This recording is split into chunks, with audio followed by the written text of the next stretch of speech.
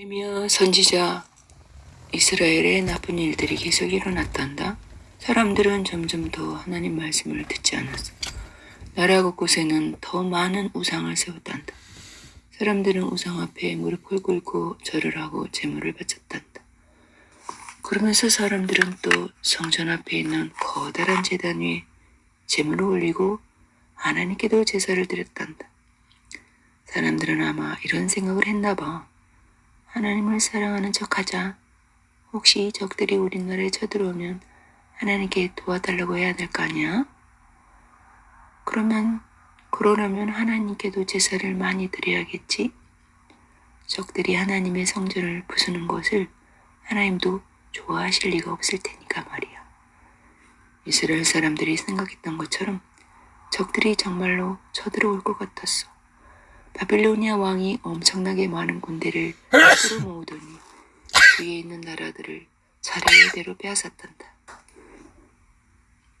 이제 곧 이스라엘에도 쳐들어올 것 같았지.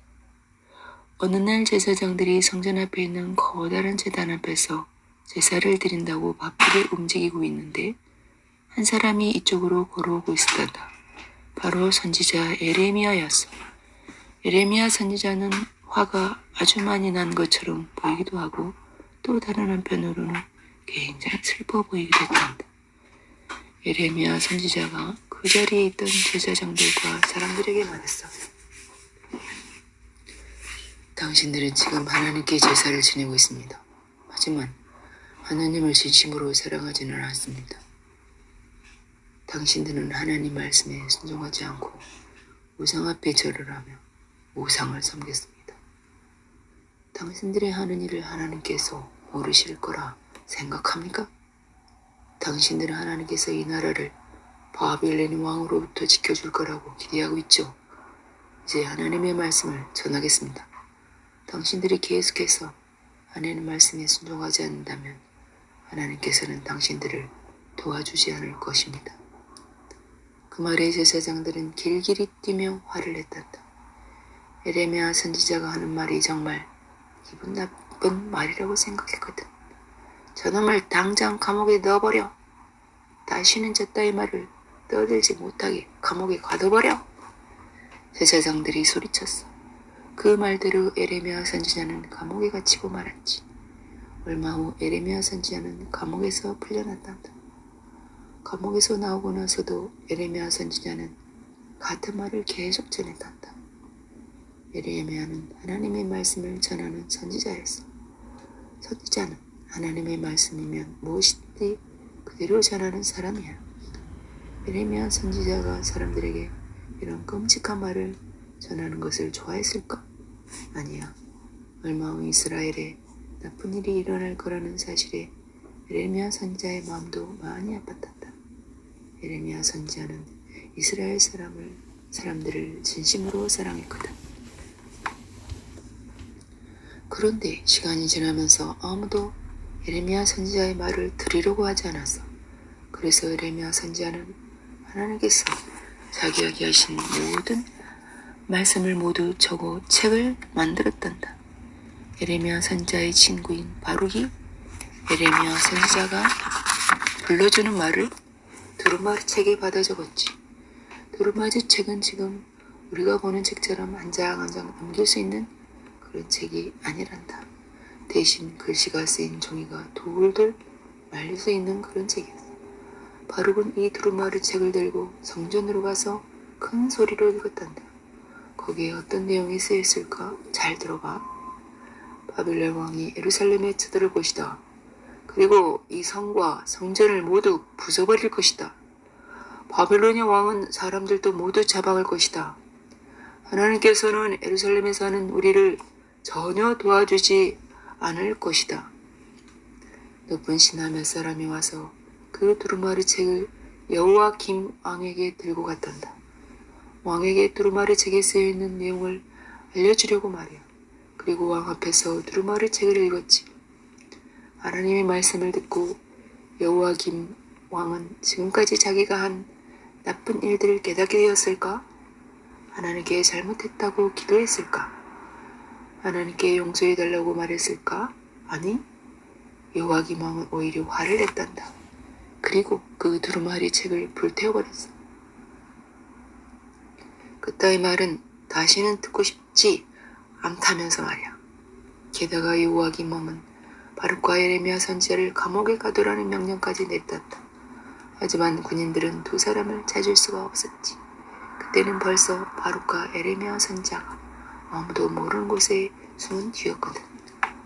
얼마의 시간이 흘렀어. 드디어 바벨로nia 왕이 예루살렘에 쳐들어왔단다. 바벨로nia 왕은 사람들을 많이 잡아서 자기 나라로 끌고 갔어. 요아김 왕은 죽임을 당했지. 요아김 왕의 들으려 요아김이 왕이 되었단다. 하지만 얼마 지나지 않아 바벨론 왕이 다시 예루살렘에 쳐들어왔어. 바벨로nia 왕은 다시 사람들을 많이 잡아서 자기 나라로 끌고 갔단다. 요아김 왕도 잡아갔단다.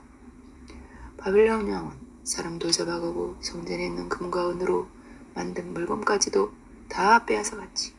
그 물건들을 바벨로니아에 있는 자기들이 섬기는 우상의 신전에 갖다 놓았단다. 많은 사람이 바빌로니아를 끌고 가고 예루살렘에 남은 사람은 많지 않았어. 요아김 왕을 이어 새로운 사람이 왕이 되었는데 이번에 왕이 된 사람은 시드기야였어. 시드기야 왕도 하나님을 사랑하지 않았단다. 이스라엘 사람들은 하나님의 말씀을 한마디도 들으려 하지 않았어. 바빌로nia 왕이 우리를 공격했을 때 하나님 우리를 도와주지 않았어. 이런 하나님이 싫어. 앞으로는 우리는 다른 신을 섬길 거야. 얼마 후 바빌로nia 왕이 세 번째로 예루살렘 성을 공격해뒀다. 하지만 이번에는 바빌로nia 왕이 예루살렘 성원으로 들어올 수가 없었어. 시드기야 왕이 성문을 굳게 닫아버렸거든. 바빌로니아 군인들은 바빌로니아로 돌아가지 않고 성 주위에 장막을 치고 기다렸단다. 예루살렘 성 안에 먹을 것이 떨어지기를 기다렸겠다는 속셈이었지. 먹을 것이 떨어져 굶어 죽을 지경이 되면 이스라엘 사람들 스스로 성문을 열고 밖으로 나올 거라고 생각했지. 이제 예루살렘 성 사람들은 도관에 든 쥐 신세가 된 거야. 바빌로nia 왕의 생각이 맞았어. 오래 기다리지 않아 예루살렘 성 안에 먹을 것이 다 떨어지고 말았단다. 먹을 것이 없어 모든 사람이 굶어 죽기 직전이었지. 이제 어떻게 하지? 시드기야 왕은 생각했어. 예레미야 선지자를 불러와야겠어.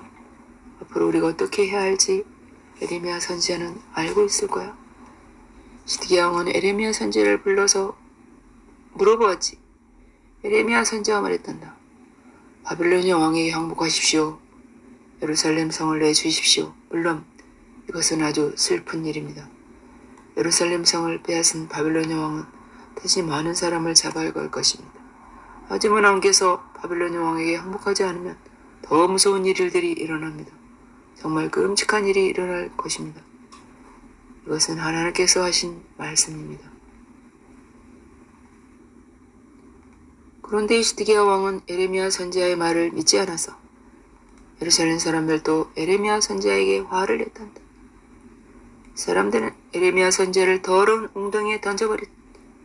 그 웅덩이에서 죽어버려. 기분 나쁜 선지자 같으니라. 사람들은 예레미야 선지자를 이렇게 했겠지. 불쌍한 예레미야 선지자. 예레미야 선지자 하나님께 순종했을 뿐인데 하나님께서 전하라고 하신 말씀을 그대로 전했을 뿐인데 예레미야 선지자는 더러운 웅덩이에서 꼼짝없이 죽게 되는 걸까? 다행스럽게도 그렇게 되지는 않았단다. 왕의 신하 중 한 사람이 웅덩이에 밧줄을 던져 예레미야 선지자를 꺼내주었어. 사람들은 예레미야 선지자를 나쁜 선지자라고 말했지만 예레미야 선지자가 한 말은 그대로 이루어졌단다.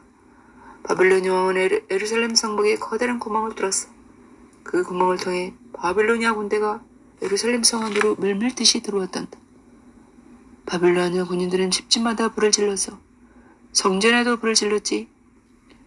예루살렘 성의 성벽도 다 부수어버렸단다. 사람들이 많이 죽었고 살아남은 사람들은 바빌로니아로 끌려갔단다.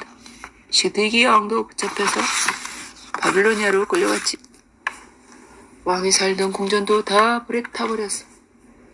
예레미야 선지자는 바빌로니아 군대에 붙잡히지 않아서 예루살렘 거리를 터덜터덜 걸어가는 예레미야 선지자의 마음이 얼마나 슬펐겠니?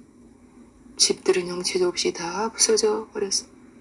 아름다웠던 예루살렘 성은 이제 흔적도 찾아볼 수 없게 되었단다.